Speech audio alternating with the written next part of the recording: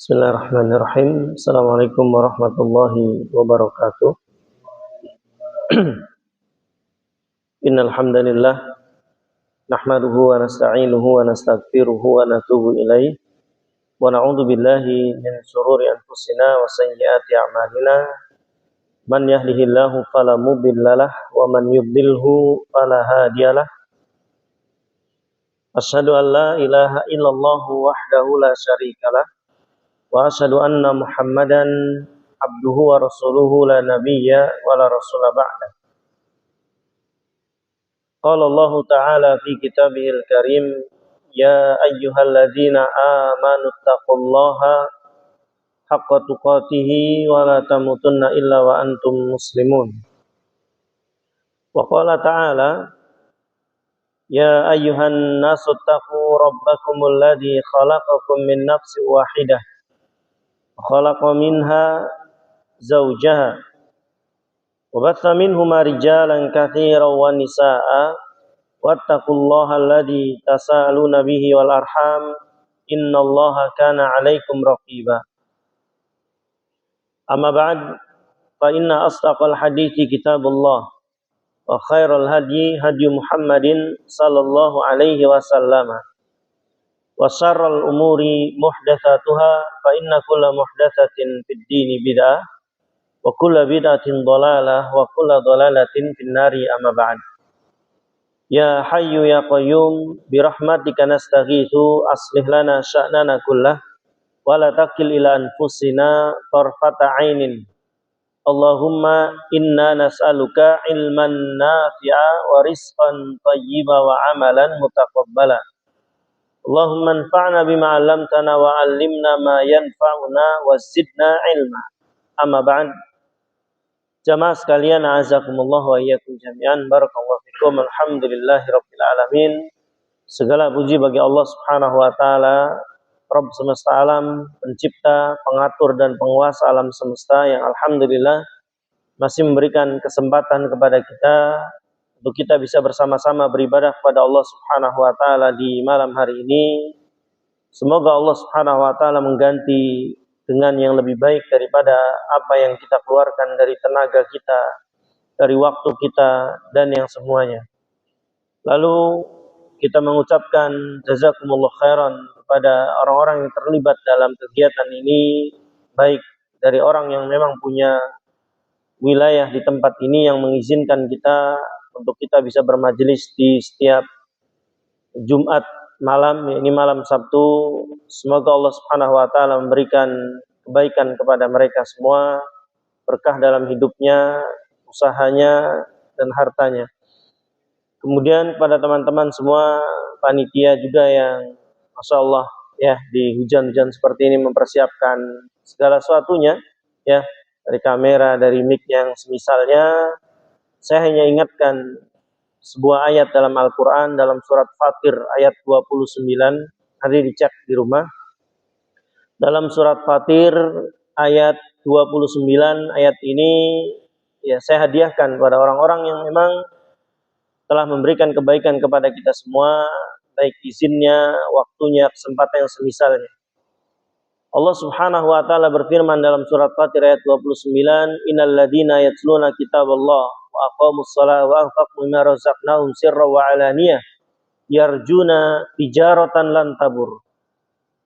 Di sini Allah Subhanahu wa taala mengatakan, sungguhnya innal ladzina yatluna kitaballah, orang-orang yang membaca Al-Qur'an, kata Allah.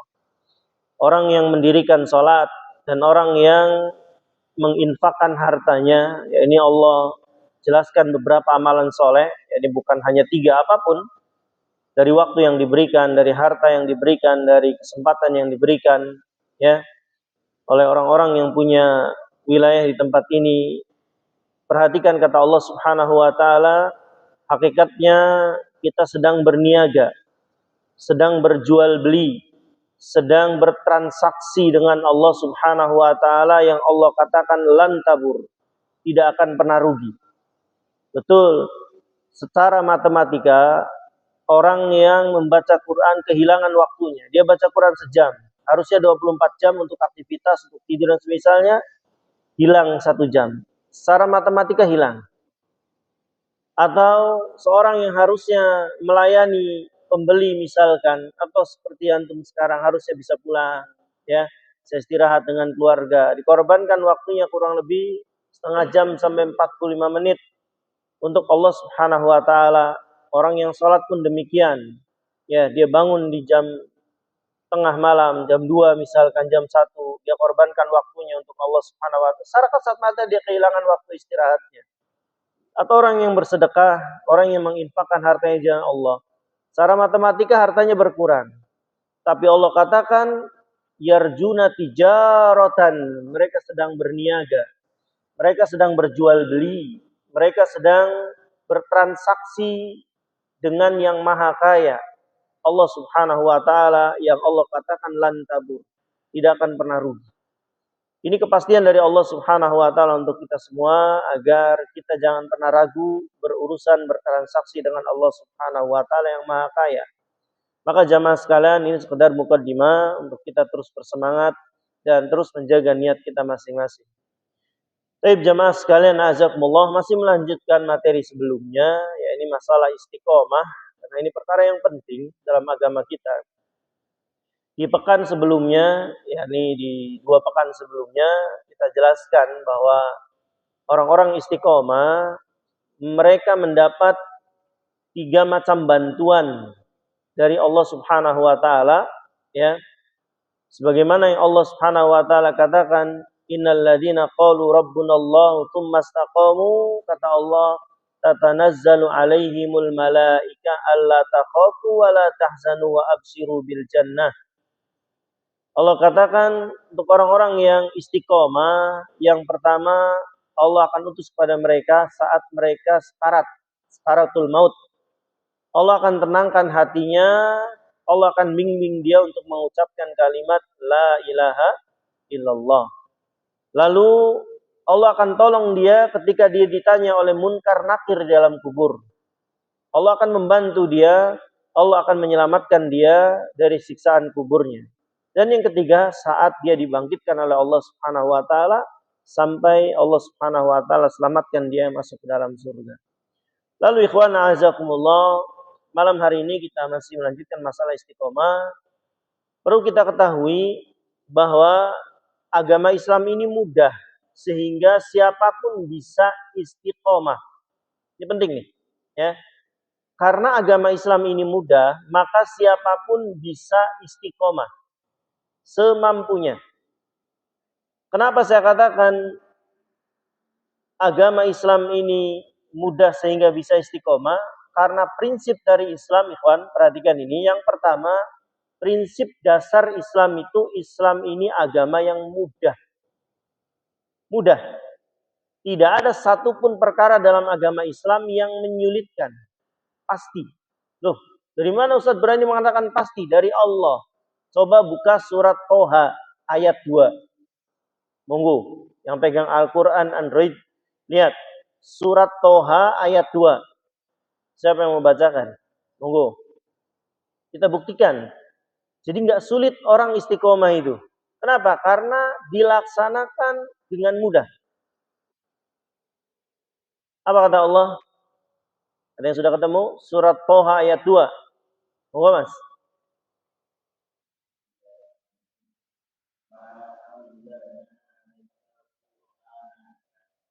Monggo baca artinya.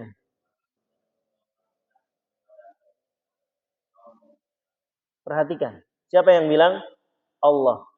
Pencipta alam semesta, pencipta kita semua mengatakan, kami tidak turunkan Al-Quran ini untuk buat kamu jadi susah. Lawannya apa? Seluruh ajaran Islam pasti mudah. Mau bukti? Baik. Barangkali kita perlu bukti. Kata Allah wajib sholat. Kakinya sakit. Silahkan boleh duduk.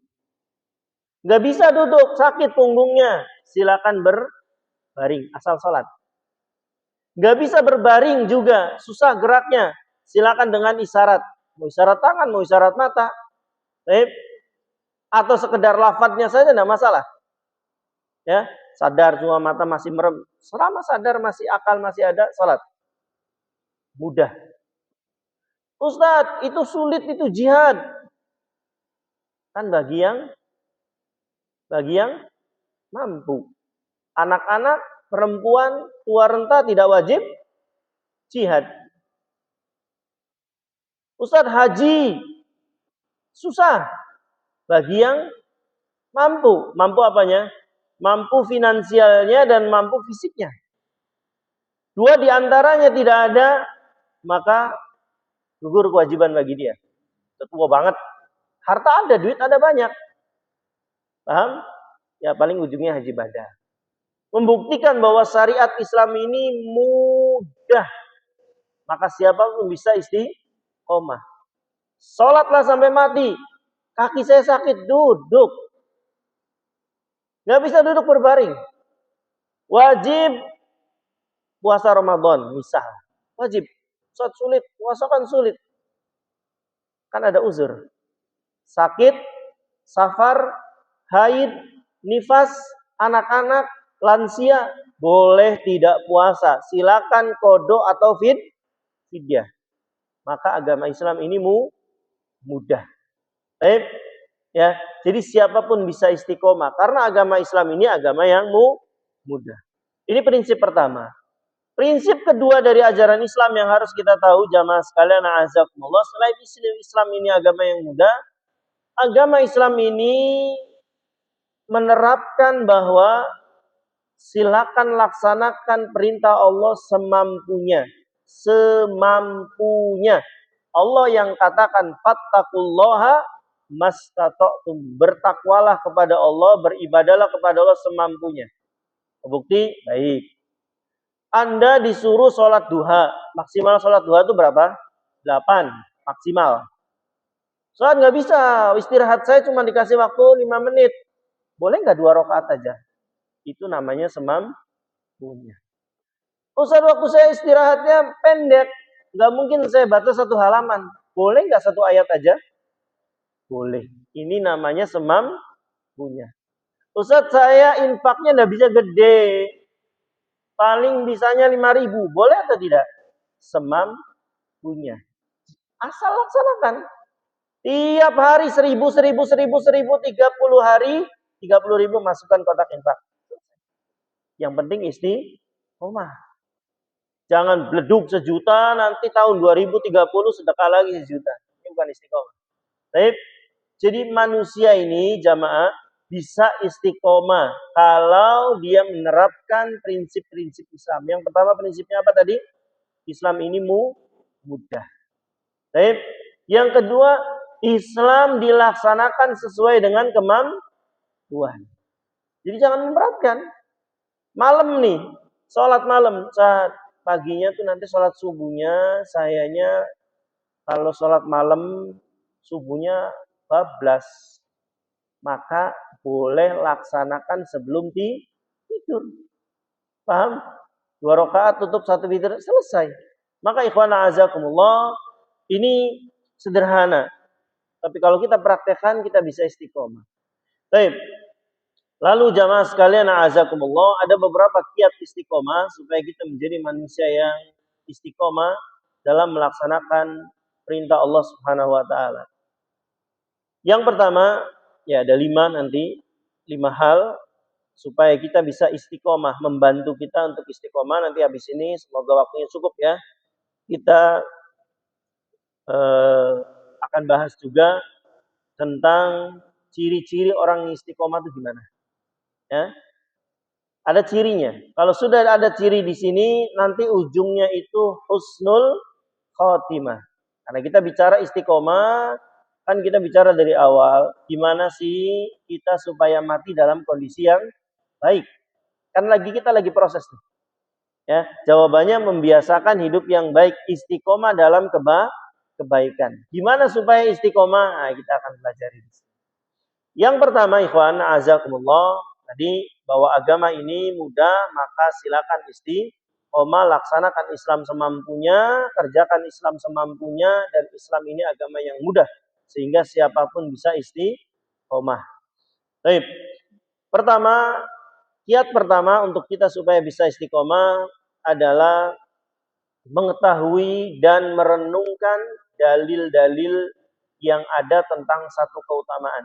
Contoh, ya, ada orang nggak mau puasa, ada orang nggak mau puasa sunnah misalkan, puasa wajib ya mau nggak mau, ya, mau omong-omongan ya tetap wajib.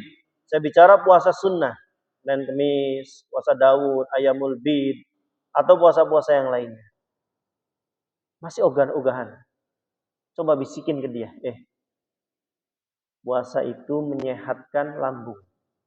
Puasa itu menormalkan tekanan darah, menurunkan gula darah. Tertarik biasa. Baik, ini cara supaya istiqomah. Paham? Ada orang nggak mau sedekah, sampaikan hadis Nabi. Kata Nabi, dawu marodokum bisadaqah. Sembuhkan orang-orang sakit di antara kalian dengan sedekah. Biasanya mau.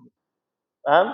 Ini cara, karena manusia secara tabiat nggak mau dia untuk melaksanakan begini, kecuali ada unsur yang menguntungkan dia. Paham? Makanya kalau teman-teman perhatikan awal Al-Baqarah, Allah katakan sifatnya orang-orang beriman itu apa? Beriman kepada yang ghaib. Alladzina yu'minuna bil ghaib. Kenapa? Karena kita biasanya lebih memilih sesuatu yang terlihat ketimbang sesuatu yang tidak terlihat atau ghaib. Sambil contoh. Kita punya uang 1 juta. Perhatikan. Uang 1 juta. Anda masukkan ke kotak infak. Pulang dari masjid bawa apa? Bawa apa? Paham pertanyaannya? Saya ajak berpikir semuanya. Ini materi penting asli. Ya, kita itu biasanya beriman kepada sesuatu yang kelihatan aja. Yang nggak kelihatan, yang gaib itu biasanya nggak tertarik. Makanya Allah uji. Alladzina yu'minuna bil gaib. Ciri orang yang beriman pertama kali dia harus beriman kepada yang gaib. Paham? Ya Allah gaib, malaikat gaib, kitab-kitab gaib. Nabi-nabi juga gaib, hari kiamat juga gaib. Qada dan qadar juga gaib. Gaib semua kita rukun iman ya. Paham? Ya, kembali ke masalah tadi. Mas Saiful bawa 1 juta ke masjid, masukkan ke kotak infak, pulang bawa apa? Pahala? Kelihatan enggak? Kok mau sih? Bingung kan? Paham? Antum punya 3 juta. Pas hari raya Idul Adha. Belikan kambing 3 juta ini, toh? Bawa ke masjid. Pulang bawa apa? Pahala. Warnanya apa? Warnanya apa? Kok mau? Pulang saya bawa pahala Ustaz. Masuk surga. Emang udah pernah lihat surga? Bingung kita jawabnya. Inilah keimanan. Coba 1 juta ini Mas Saiful keluar ujung sana tuh ada Indomaret, gitu. Kita mentok kalau keluar sebelah kanan tuh sana ada Indomaret. Bawa 1 juta ini oleh Mas Saiful ke Indomaret. Keluar dari sana bawa apa? 4 kresek. Lebih percaya mana? Yang kelihatan biasanya. 3 juta itu kalau bawa konter HP, ya pulangnya bawa HP baru, gampangannya gitu. Tapi kalau Anda 3 juta ini belikan kambing pulang, dapat keyakinan saya dapat pahala. Nggak kelihatan pahala. Paham? Tapi disitulah ujiannya. Alladzina yu'minuna bil ghaib. Ghaib. Kita nggak bisa, saya juga nggak bisa. Ya, dapat apa Ustaz? Dapat pahala. Tanya apa sih pahala rupanya? Bingung kita.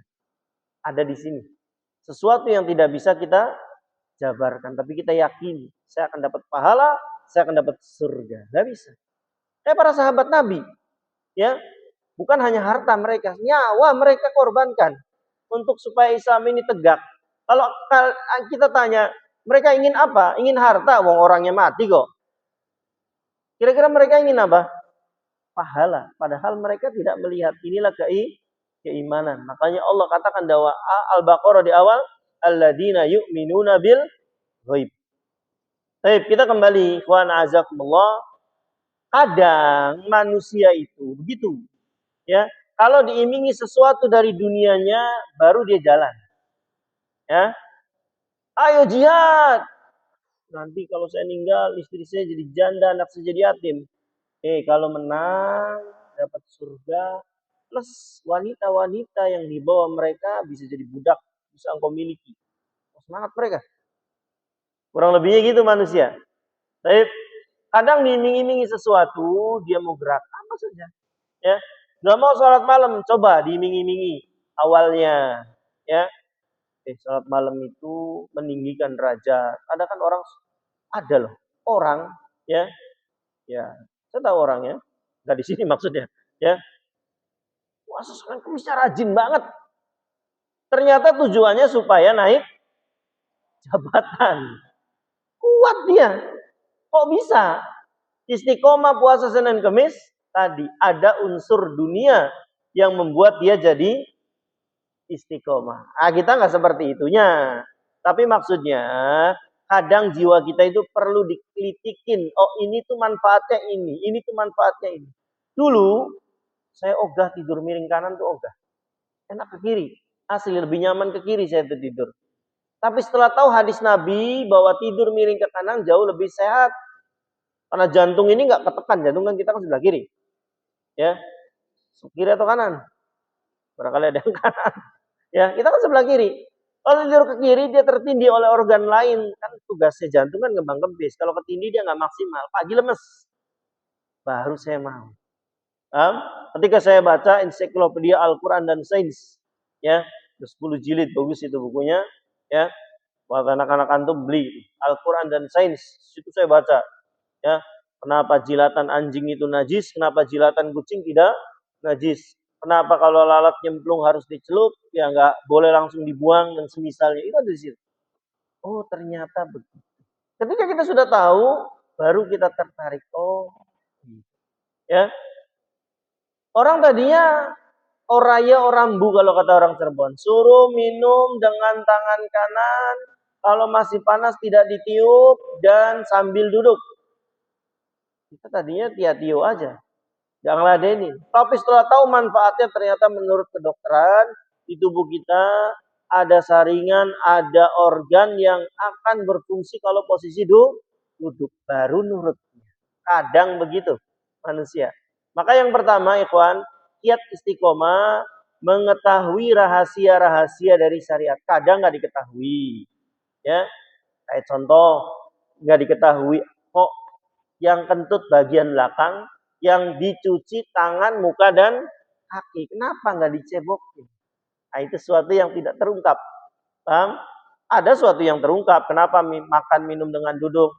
Kenapa tidur miring ke kanan? Terungkap. Ada yang tidak terungkap.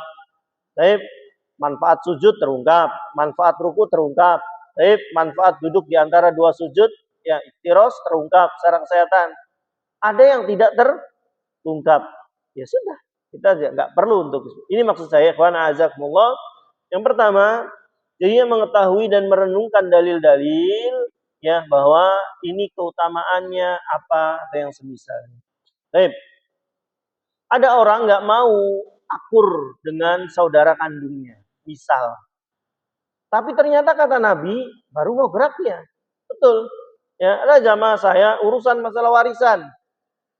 Pecah dia, kakak adik pecah.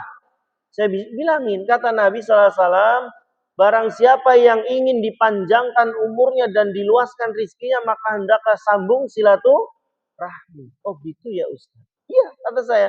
Anda kalau mau panjang umur, rizkinya banyak, maka sambung silaturahmi. Baru mau gerak. Kadang manusia harus dibegitukan. Tadi nggak mau sedekah, sampaikan hadis Nabi, kata Nabi, Dawu marodokum bisodako. Sembuhkan orang sakit di antara kalian dengan sedekah. Baru dia mau. Paham? Ya. Karena manusia begitu. Ikhwana azakumullah. Ya. Kalau motivasi dunianya memang dibolehkan, boleh. Ya. Dulu tujuan saya masih mondok.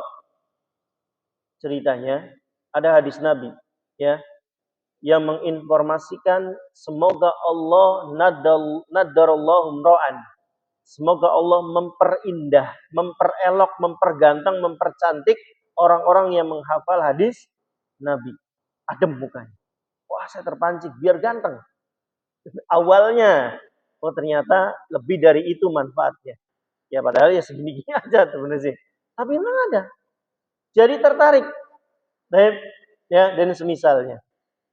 Tapi ikhwana azakumullah, ini yang pertama. Yang kedua, yang pertama jadi apa? Mengetahui rahasia dari satu amalan sehingga kita tertarik untuk melaksanakan dan istiqomah melaksanakan. Yang kedua, kiat istiqomah yang kedua adalah memohon pertolongan pada Allah dalam istiqomah tersebut, ya. Karena manusia diciptakan oleh Allah lemah, ya. Maka dia harus minta tolong kepada Allah dalam melaksanakan mau puasa, mau sholat malam atau perkara-perkara sunnah yang lainnya dan perkara-perkara wajib tentunya. Yang kedua, jangan lupa minta tolong kepada Allah Subhanahu wa taala. Lalu yang ketiga, ya, seorang agar istiqomah, ya, dia meyakini bahwa amalan yang dia kerjakan mendatangkan pahala yang besar. Ini lagi-lagi beriman kepada yang gaib. Dia harus yakin bahwa ini berpahala. Ya, seperti kayak kita sholat, lagi ngantuk-ngantuknya sholat. Kalau bukan karena keyakinan dapat pahala, kita nggak mau. Kan gitu. Ya, kalau bukan karena ini ada keutamaan dari Allah, pahala, surga, semisalnya, mungkin kita nggak gerak. Inilah keyakinan. Sulit. Ya, sama ya di sebagian tempat, ikhwan azakumullah, saya ngisi di salah satu tempat di pabrik seperti ini, misal, ya. Kita kajiannya di jam kerja, Pak. Seluruh karyawannya ditarik khusus di jam itu, ya. Yang rumahnya dekat juga kalau nggak hari itu nggak masuk, dia disuruh datang, ya. Dari jam 8 sampai jam kerja. Saya tanya kepada owner-ownernya, apa enggak rugi? Harusnya kan produksi, harusnya kan ini, ya. Ya, dengan keyakinan yang ada dia menjawab bahwa insya Allah akan ganti dengan yang lebih baik, sederhana. Kok bisa keluar ucapan ini? Ya sejam kan lumayan. Ya harusnya dapat sekian barang, dia tidak dapat. Baik, ini kita bicara keimanan seorang ikhwan azakumullah, maka ya Masya Allah saya lihat juga Allah ganti dengan hal yang lebih besar, jauh lebih besar daripada yang dikeluarkan. Ya, baik.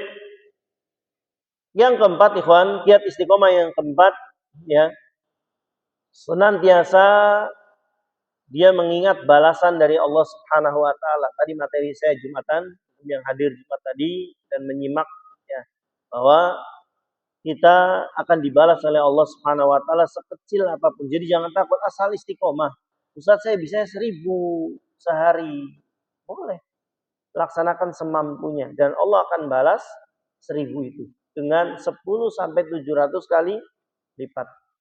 Ada keyakinan bahwa Allah akan membalas semua pahala yang kita amalan yang kita kerjakan. Yang kelima, jamaah sekalian, yang terakhir, kiat istiqomah yang kelima, ya, qana azakumullah, merenungkan akhir dari hidupnya orang istiqomah. Ya, kita agak cepat karena ada materi penting lagi, ya. Mengingat dan merenungkan bagaimana akhir dari hidupnya orang-orang yang istiqomah. Mau istiqomah dalam maksiat atau istiqomah dalam kebaikan. Ada orang istiqomah dalam maksiat, ya akhirnya macam-macam. Ya, nanti saya kisahkan dari para ulama, ya, bagaimana seorang yang istiqomah dalam keburukan akhirnya seperti apa. Baik, jamaah sekalian, a'azakumullah wa iyyakum jami'an. Lalu kita masuk ke, ya, tanda-tanda seorang istiqomah. Tanda-tanda seorang istiqomah. Semoga ada pada diri kita. Semoga, ya. Kita berdoa kepada Allah kita bisa istiqomah. Baik, ikhwan azakumullah. Ciri istiqomah sebagaimana yang disampaikan oleh Nabi yang mulia sallallahu alaihi wasallam, yang ujungnya nanti husnul khatimah, ya, adalah dia mengakhiri hidupnya dengan amalan soleh. Contoh, ya, ada orang yang Allah wafatkan hari ini, sebelum hari ini dia mengamalkan amalan-amalan soleh. Entah tadi besok kemarinnya, entah tadi siangnya, malam ini dia meninggal.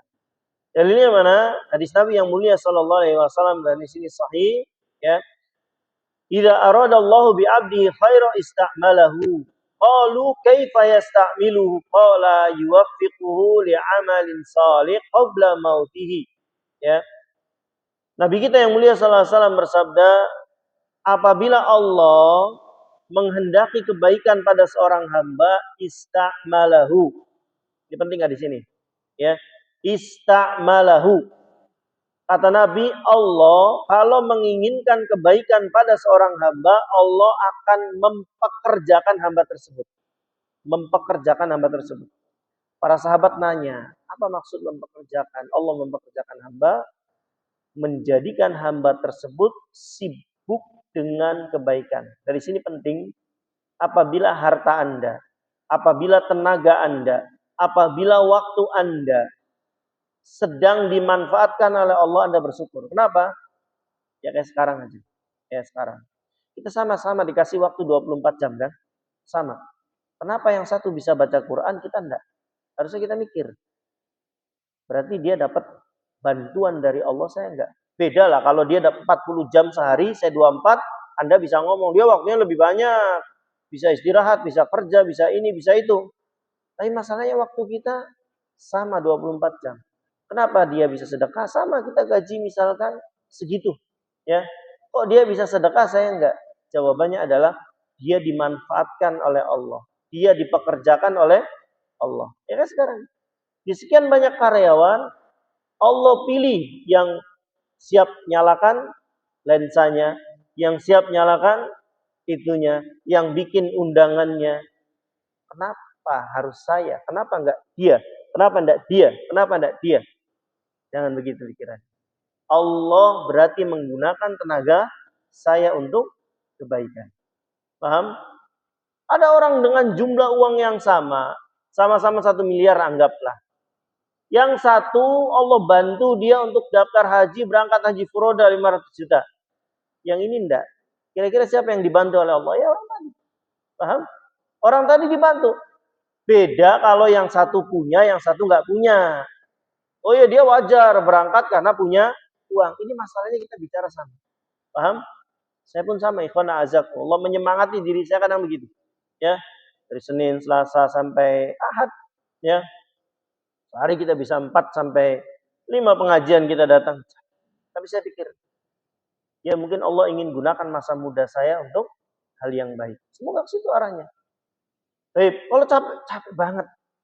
Ya, kalau lelah banget. Tapi ikhwan a'azakumullah, ya, penting bagi kita semua untuk mengamalkan hadis Nabi sallallahu alaihi wasallam ini, bahwa Allah apabila cinta kepada seorang hamba, Allah akan mempekerjakan hamba, menggunakan, ya, di antara sekian pilih harta, Allah pilih harta dia. Di antara sekian otak, Allah pilih otak dia untuk berpikir tentang Islam. Di antara sekian puluh tenaga, ribuan tenaga, Allah gunakan tenaga dia untuk kebaikan. Baik, maka ikhwan a'azakumullah, saya ambil contoh dalam kehidupan nyata. Kita punya orang tua, sakit misalnya. Punya 10 anak. Antum jangan, udahlah udah sama kakak itu, alhamdulillah tenang saya. Gak boleh begitu. Justru mikir, kenapa ya Allah gak milih saya? Paham? Kenapa Allah gak milih saya? Allah pilih kakak saya, Allah pilih adik saya. Untuk masuk surga dari pintu yang paling mudah. Jangan bilang, alhamdulillah udah sama adik saya, alhamdulillah sama kakak saya. Anda harus berpikir, kenapa ya Allah nggak memanfaatkan harta saya untuk saya ngasih makan orang tua?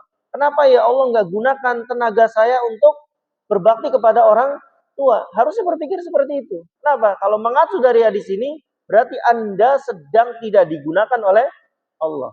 Tidak dimanfaatkan oleh Allah. Dibikin nganggur sama Allah hidupnya. Hartanya dibikin nganggur. Tenaganya dibikin nganggur. Otaknya dibikin nganggur. Nggak digunakan. Baik, ya. Yang masang kamera ini di antara sekian karyawan, kenapa Anda yang ditunjuk? Jangan, kenapa sih harus saya? Anda harus berpikir, ya alhamdulillah di antara sekian Allah pilih saya. Baik, ringan. Jadi kita ringan, ikhwan a'azakumullah. Dalam kegiatan seperti ini, kalau enggak ikhlas banget, berat. Kita waktunya pulang jam 5. Baik, kita pulang jam 5, istirahat segala macam. Justru kita berpikir, ya, Allah kasih kesempatan saya kerja di tempat ini dengan owner yang Masya Allah baik hati, memberikan kesempatan tempatnya, waktunya, seluas-luasnya, sediakan jaburan misalnya. Coba kalau kita cari sendiri, sok siapin sendiri, serah mau di gudang, mau di mana, serah. Tapi jangan pakai fasilitas kami misalkan, repot kita. Baik, artinya ikhwan azakumullah, berpikir yang baik. Ini Nabi SAW katakan, Allah kalau cinta terhadap seorang hamba, Allah akan mempekerjakan hamba. Dimanfaatkan oleh Allah. Jadi Anda jangan tenang, wah saldo saya utuh. Berarti Anda dibikin nganggur sama Allah. Baik, saya pernah negur salah seorang bos. Bilang gini nih, kita ini kayak sapi perah. Datang lagi proposal ini, proposal itu. Saya bilang jangan begitu. Atau Allah akan pindahkan harta Anda ke orang lain. Bantu kalau bisa, nggak bantu, nggak apa-apa, nggak masalah. Paham? Kenapa? Di sekian banyak harta Anda dipilih oleh Allah. Tinggal kalau memang Anda sedia bantu, nggak ada masalah. Anda ada kewajiban. Namanya bantu kan nggak ada kewajiban.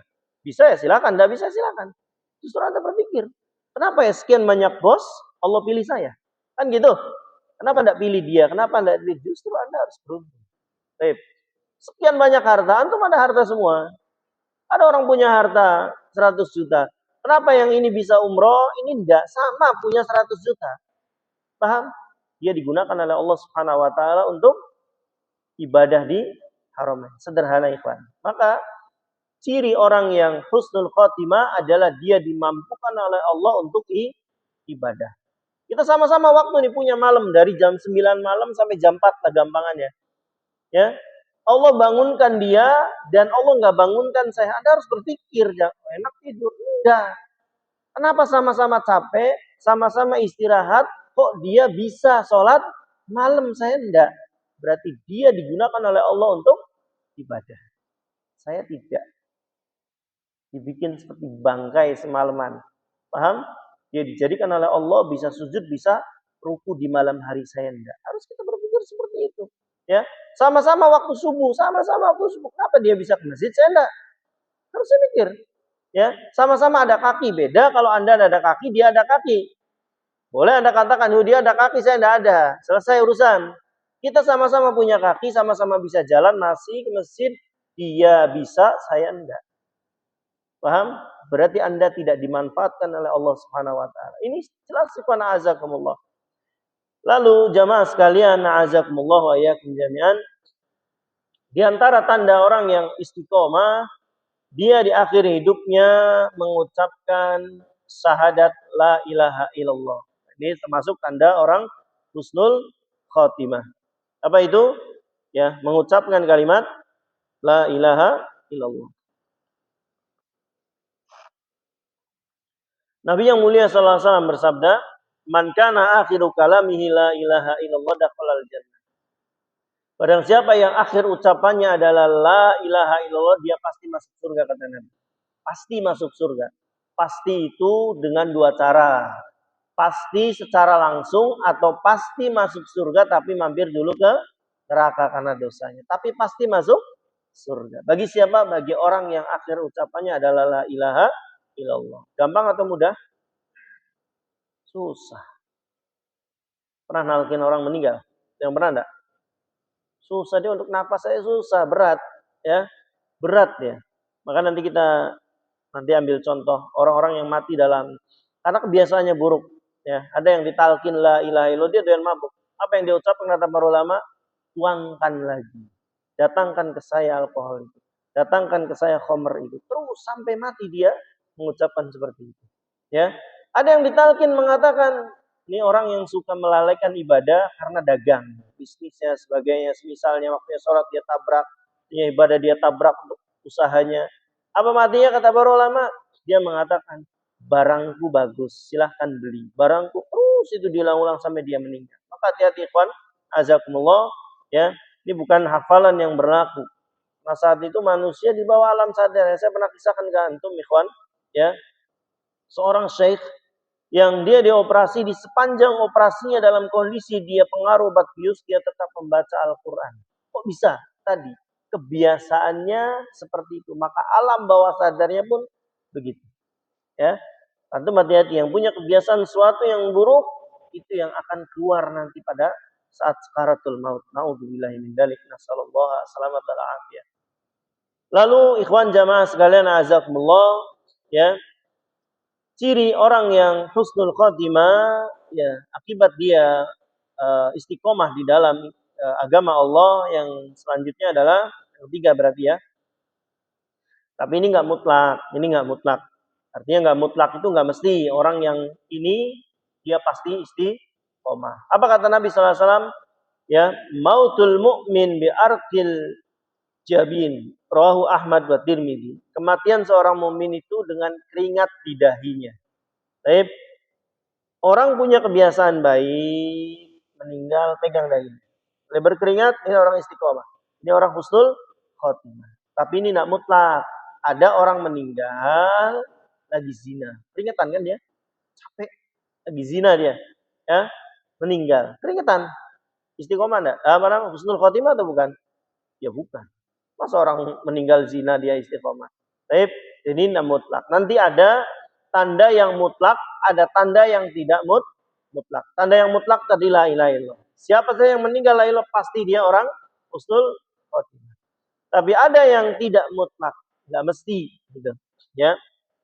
Orang lagi maksiat, orang lagi lalai misalkan, ya, dia meninggal dengan keringat yang tadi dia kerjakan karena zinanya atau karena maksiatnya, tentu kita katakan dia tidak husnul khotimah. Selanjutnya ikhwan azakumullah, ini juga tidak mutlak, ya.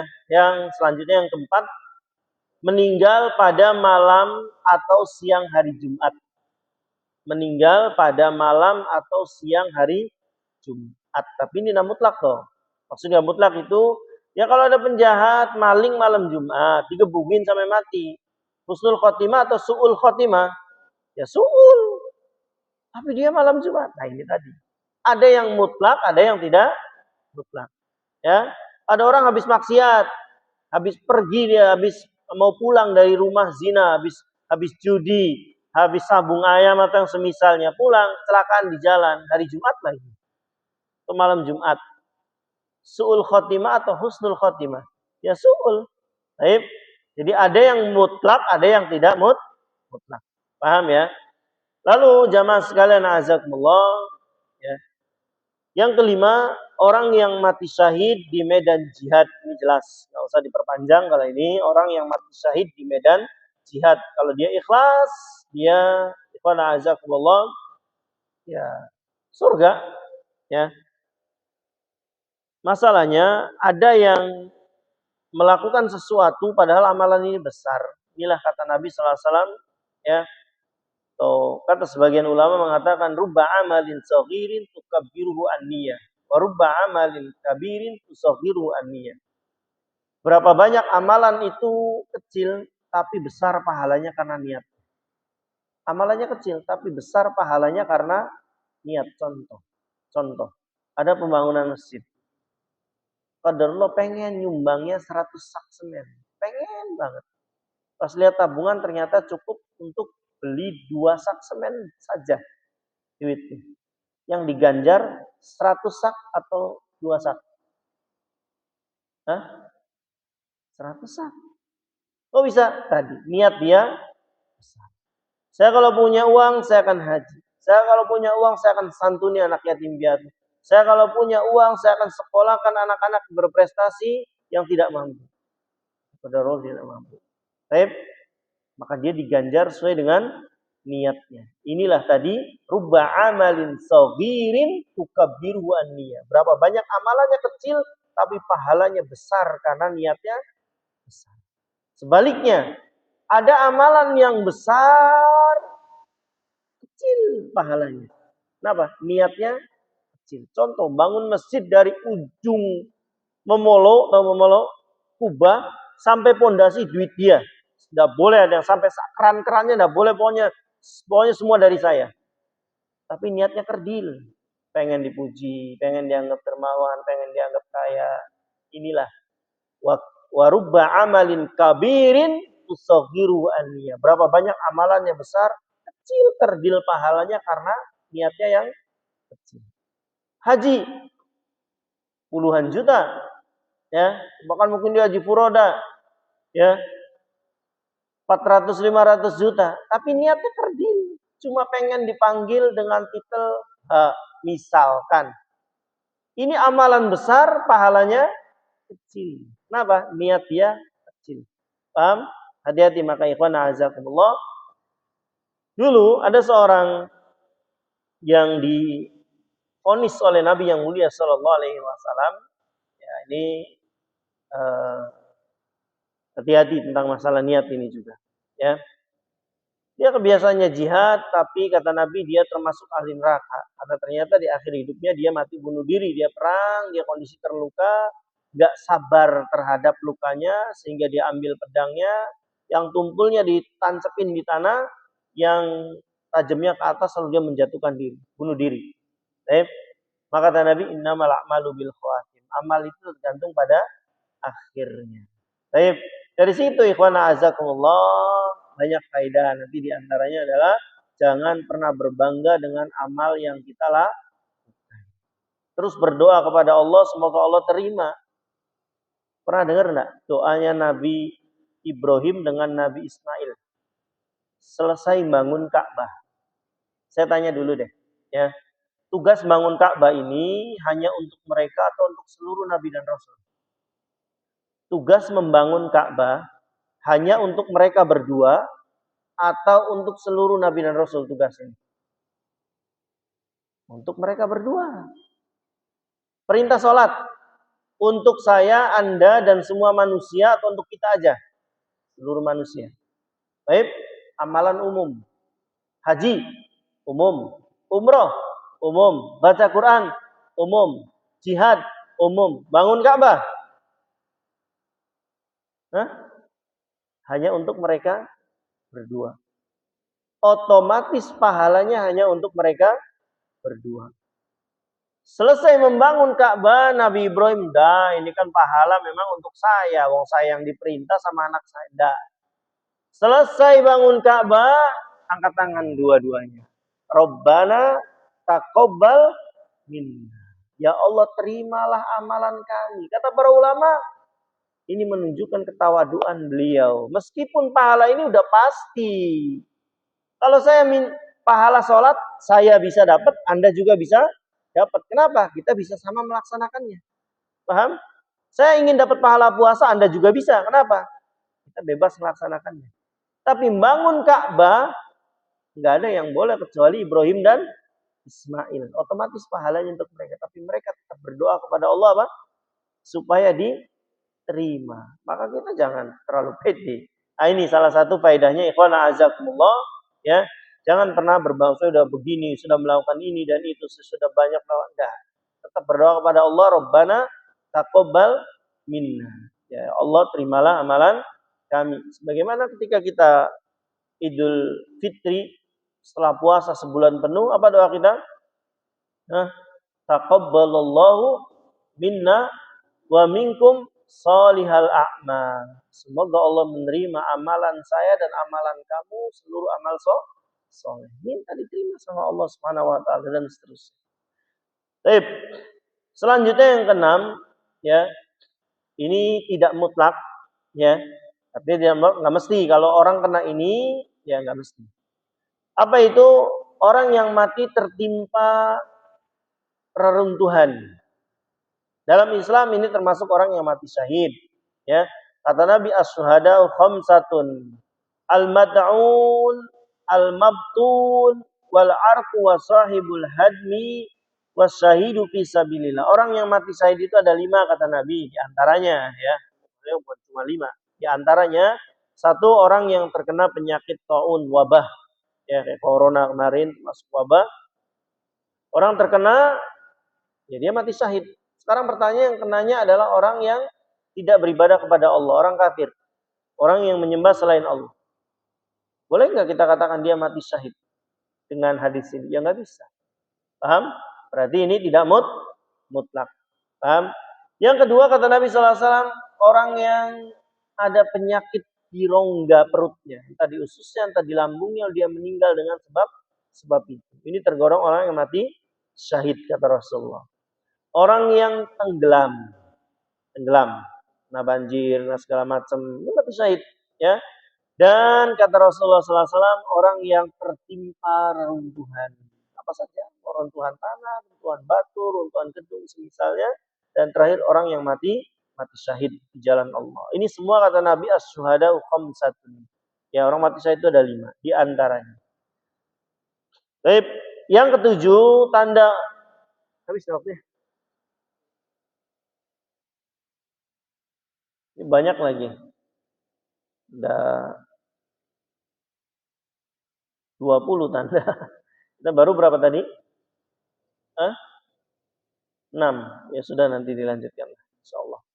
Tapi ikhwan azakumullah nanti malah buru-buru kalau kita kejar nanti malah enggak dapat faedah. Tapi ikhwan azakumullah sampai sini dulu. Barangkali ada pertanyaan dulu sebelum kita tutup. Silakan. Cukup. Semoga bisa dipahami ikhwan azakumullah. Kita akhiri dengan doa kafaratul majelis. Assalamualaikum warahmatullahi wabarakatuh.